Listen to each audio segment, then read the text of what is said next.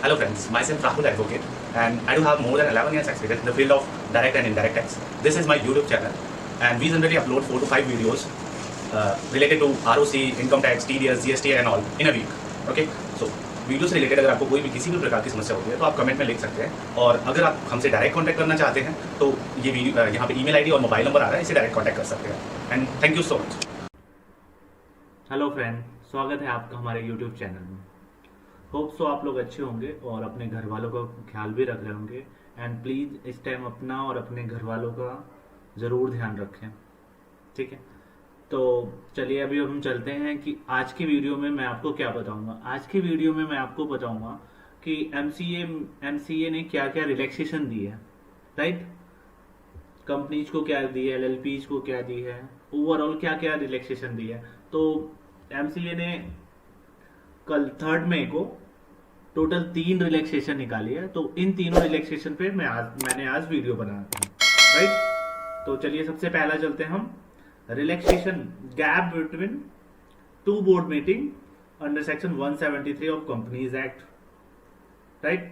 तो जो board meeting के गैप होता है उसमें भी एमसीए ने रिलैक्सेशन दिया, ठीक है। ये 3 मई को नोटिफिकेशन आई थी। आप इसे डाउनलोड भी कर सकते हैं एमसीए की साइट पे, अदरवाइज ये डिस्क्रिप्शन में आपको लिंक मिल जाएगा, वहां से डाउनलोड कर सकते हैं। तो चलिए हम चलते हैं कि इन्होंने क्या नोटिफिकेशन में, ये जो सर्कुलर है इसमें क्या इन्होंने दिया है, ठीक है।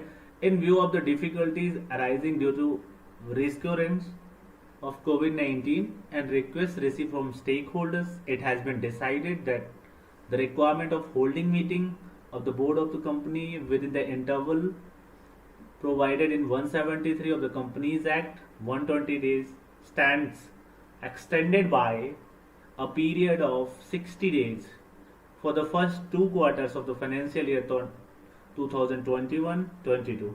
Accordingly, the gap between 2 consecutive meetings of the board may extend to 180 days during the quarter April to June 2021 and quarter July to September 2021 instead of 120 days as required in the Companies Act 2013. तो ये बताया गया है यहाँ पे according to 173 जो आपके 2 board meeting होती है उनके बीच में गैप 120 डेज से ज्यादा नहीं होने चाहिए, राइट। तो अभी क्या एमसीए ने रिलैक्सेशन दी है कि कोविड के चक्कर में उन्होंने रिलैक्सेशन दिया है क्योंकि उनको बहुत सारे स्टेक होल्डर से रिक्वेस्ट आई थी, राइट, कि जो बोर्ड मीटिंग है वो हो नहीं पा रही है, दिक्कत हो सकती है उसमें, तो प्लीज उसे बढ़ाई जाए।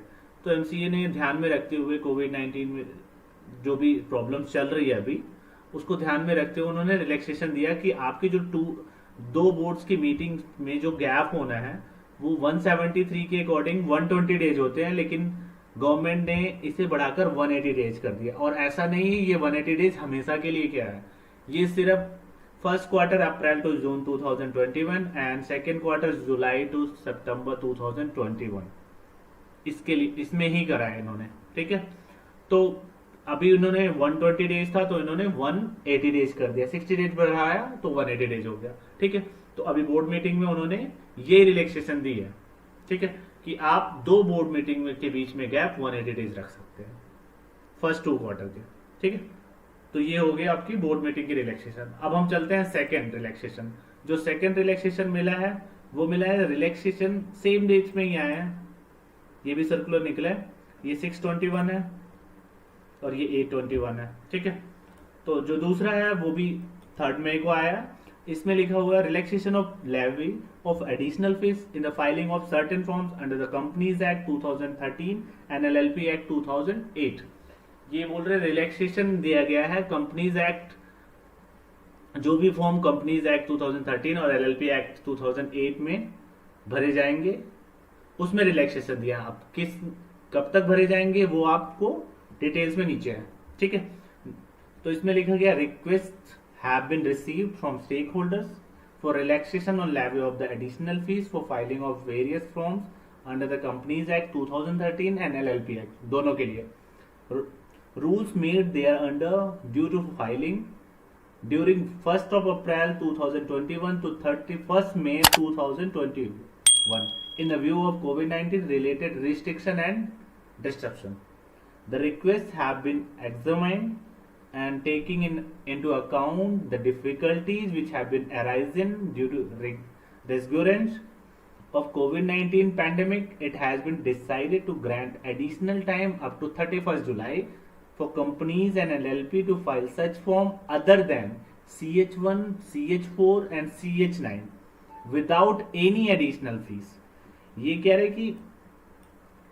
कि 1 अप्रैल से लेके 31 मई तक जो भी फॉर्म्स की ड्यू डेट्स थी, जिनकी भी ड्यू डेट थी, चाहे वो कंपनीज एक्ट में थी चाहे एलएलपी एक्ट में थी, उन सबको बढ़ाकर 31 जुलाई कर दी गई है। ठीक है, अब उसमें कौन से फॉर्म नहीं है, ये किस फॉर्म पे अप्लाई नहीं होते, अदर देन CH1 पे अप्लाई नहीं होते, CH4 पे अप्लाई नहीं होते और CH9 पे नहीं अप्लाई होते। मतलब इन तीनों फॉर्म की जो डेट है वो वही डेट रहेगी, राइट। और जो ये डेट बढ़ाई गई है विदाउट एडिशनल फीस की, क्योंकि जब हम डेट से आगे करते हैं कोई भी फॉर्म भरते हैं तो हमें एडिशनल फीस देनी पड़ती है, तो उसमें एडिशनल फीस नहीं देनी, इन्होंने रिएक्शन दिया है। ठीक है, आगे क्या लिखा है, for the delayed filing of the form other than the charge related, ये सेम ऊपर वाला ही बोल रहा है, ये चार्ज के फॉर्म होते हैं। रेफर्ड अबव, देखो आपने लिखा है इसमें, which would be due for filing during 1 April to 31 May. ये बता रहा है कि ये जो फॉर्म है जो 1 अप्रैल से 31 मई तक फाइल होना था या होएंगे, उनके लिए है।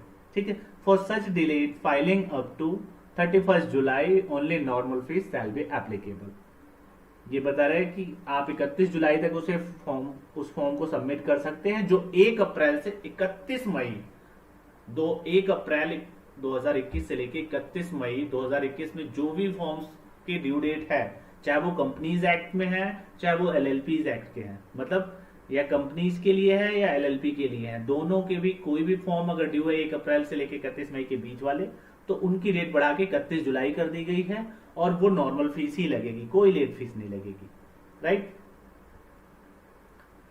तो इसमें इन्होंने जो ये दूसरा है, इसमें इन्होंने यही रिलैक्सेशन दी है। ठीक है, अब हम चलते हैं थर्ड पे। थर्ड है relaxation of the time for filing forms related to creation and modification of charge under the Companies Act. जो क्रिएशन और मॉडिफिकेशन ऑफ चार्जेस के फॉर्म होते हैं उसमें रिलैक्सेशन दिया गया है। ठीक है, ये भी सर्कुलर, ये 3 मई को आया है, इस सर्कुलर का नंबर है 7/2021, राइट। तो अभी हम इसमें पढ़ते हैं, on the account of resignation of the covid pandemic representations have been received in the ministry requesting relaxation of the timelines related to the filing of certain charges, related forms. The representatives have been examined and central government has, in exercise of its power under section 460, read with the section 403 of the Companies Act 2013 Act and the Companies Registration Fee Offices and Fees Rules 2014, decided to allow relaxation of the time and condone of the delay in the filing form related to creation and modification of the charges as per details given para 2 of this circular। ये same वही चीज बोल रहा है कि कोविड-19 pandemic को लेकर हमारे पास बहुत सारी रिक्वेस्ट रिसीव हुई थी और मिनिस्ट्री से भी हमारे पास मिनिस्ट्री से भी हमें रिक्वेस्ट रिसीव हुई थी, तो उसके लिए हमने रिलैक्सेशन दिया है। हमने डिसाइड करा है कि हम जो फॉर्म है उसके कंडेनेशन ऑफ डिले के लिए हमने रिलैक्सेशन दिया है कि आप उसे लेट फाइल कर सकते हैं, और उसमें जो भी डिटेल्स है वो पैरा 2 में दिखाई गई है कि क्या क्या एप्लीकेबिलिटी है। तो पैरा 2 में हम चलते हैं। पैरा 2 में फर्स्ट है applicability. This circular shall be applicable in respect of the filing of form number CH1 and form number CH9, both referred as form and forms, by a company or charge holder with a date creation modification of charge। ये बोल रहा है ये applicability 2 form पे है, CH1 and CH9। ठीक है, ये बाई ए कंपनी, चाहे वो कंपनी के द्वारा या चार्ज होल्डर के द्वारा हो, तो CH1 और CH9 पे ये अप्लाई होती है, एप्लीकेबिलिटी लगती है। ठीक है, इसमें ये बताया गया है कि ये where the date of the creation modification of the charge ये कह रहा है ये CH1 और CH9 पे लगेगी, लेकिन इसमें डेट ऑफ क्रिएशन और मॉडिफिकेशन ऑफ चार्ज के दो कंडीशंस हैं, ठीक है। इन दोनों कंडीशंस में अलग अलग डिटेल्स हैं।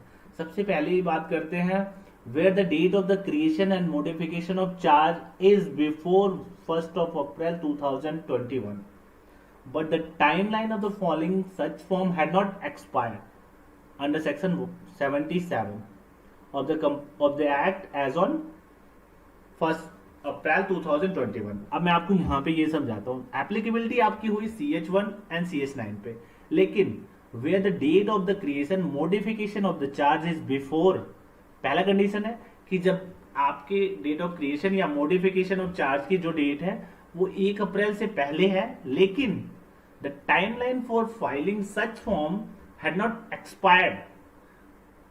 जो उसकी टाइमलाइन है under section 77 of the act, and section 77 क्या बोलता है कि अगर आपने क्रिएशन करी है तो उसके 30 डेज के अंदर आपको फॉर्म फाइल करनी है। तो ये बता रहा है कि अगर आपकी जो टाइमलाइन है वो सेक्शन 77 के अकॉर्डिंग जो टाइमलाइन है वो एक्सपायर नहीं हुई है। सपोज आपने 30 मार्च को करी, राइट, और 30 अप्रैल को हुई है। आपको 30 मार्च ने करी है आपने, और उसे 30 अप्रैल में आपने फाइल करनी थी, ठीक है, और वो एक्सपायर होगी क्योंकि आज 3rd मई है, ठीक है।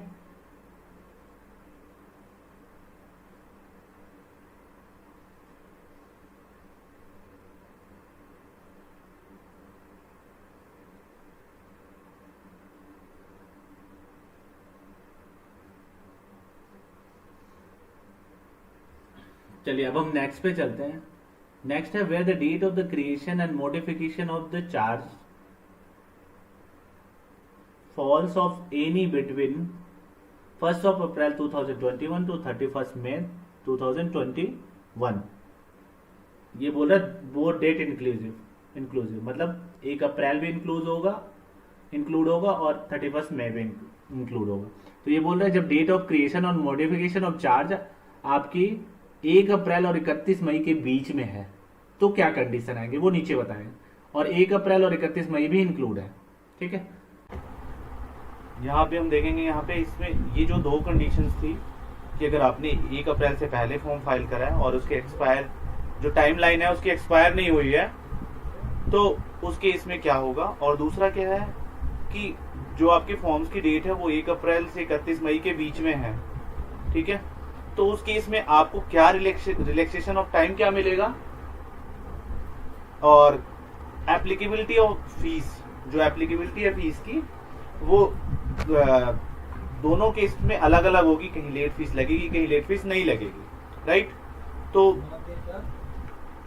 उस केस में क्या होगा कि ये जो CHG1 और CHG9 है इसमें थोड़ा सा ब्रॉड डिटेल्स बतानी पड़ेगी, थोड़ी ज्यादा डिटेल बतानी पड़ेगी। तो होप तो मैं अगर आपको रिक्वायरमेंट है तो आप कमेंट लिखें, हम नेक्स्ट डे ही इसकी वीडियो पोस्ट कर देंगे। तो अभी मैं चाहता हूँ आपको इन शॉर्ट में मैंने आपको ये डिटेल बता दी है कि जो आपकी चार्जेस की फॉर्म है उसमें रिलैक्सेशन भी मिले आपको कि आप फॉर्म इस टाइम के अंदर भर सकते, 31 मई के अंदर जो आपकी डेट्स है वो 31 मई के अंदर तक आप भर सकते हैं जो अप्रैल वाली है, ठीक है। बट उसमें एप्लीकेबिलिटी ऑफ फीस की भी है कि अगर आपको लेट फीस लगती थी तो वो लेट फीस भी नहीं लगेगी, बट उसमें कुछ कंडीशन है। अगर आप चाहेंगे इसकी पूरी डिटेल चाहिए तो आप कमेंट में लिखें, मैं हम होप तो आपको नेक्स्ट डे में ही वीडियो अपलोड कर देंगे, राइट। तो मैंने आपको ओवरऑल 3 सर्कुलर के बारे में बताया। पहला तो आपका था कि 2 बोर्ड मीटिंग के बीच में जो गैप थी वो 120 डेज थी, उसको 180 डेज कर दी गई है नेक्स्ट 2 क्वार्टर के लिए 2021-22 के फाइनेंशियल ईयर के लिए। और दूसरा है कि जो आपकी एडिशनल फीस थी कंपनीज एक्ट और LLPs एक्ट के की 1 अप्रैल और 31 मई के बीच में भी जो लास्ट डेट थी ना उसको 31 जुलाई कर दी गई विदाउट लेट फीस, राइट। और उसमें कुछ कंडीशन है वो CHG1 और CHG4 जो मैंने आपको वीडियो बता दिया। और थर्ड जो है वो मैंने आपको इन शॉर्ट में बताया है creation and modification of charges, क्योंकि इसकी वीडियो थोड़ी लंबी हो जाएगी तो मैं चाहता हूँ आपको थोड़े शॉर्ट्स में इसकी इन्फॉर्मेशन दे दूँ चार्जेस के। बाकी ये दोनों तो मैंने आपकी इन्फॉर्मेशन दे दी है। ठीक है। बट अगर आप चाहते हैं कि इसकी वीडियो सेपरेट बनाई जाए तो आप प्लीज रिक्वेस्ट डालें कमेंट में, नेक्स्ट डे ही वीडियो अपलोड हो जाएगी। ओके, होप सो आपको ये इन्फॉर्मेशन जो भी मिली होगी वो रेलिवेंट होगी और आप अच्छे से समझ गए होंगे। बट फिर भी अगर कुछ प्रॉब्लम होती है तो आप कमेंट में लिखें, आपके कमेंट में आपको सारी डिटेल भी मिल जाएगी, email ID, mobile number, WhatsApp पे। अगर आप उसके थ्रू रिक्वेस्ट डालना चाहते हैं तो आप रिक्वेस्ट डाल सकते हैं। तो और हम लेटेस्ट अभी जितने भी नोटिफिकेशन आ रहे हैं, लेटेस्ट सर्कुलर नोटिफिकेशन, वो सबको अपडेट करते हुए जा रहे हैं। ठीक है, तो होप सो हम सारे नोटिफिकेशन और सर्कुलर को लेते हुए चल रहे हैं। बट फिर भी अगर आपको लगता है कोई सेपरेट नोटिफिकेशन और सर्कुलर आई है तो आप उसके लिए रिक्वेस्ट डाल सकते हैं, हम उसकी वीडियो सेपरेट डालेंगे और प्रॉपर हम समझाएंगे आपको। ठीक है, थैंक यू सो मच।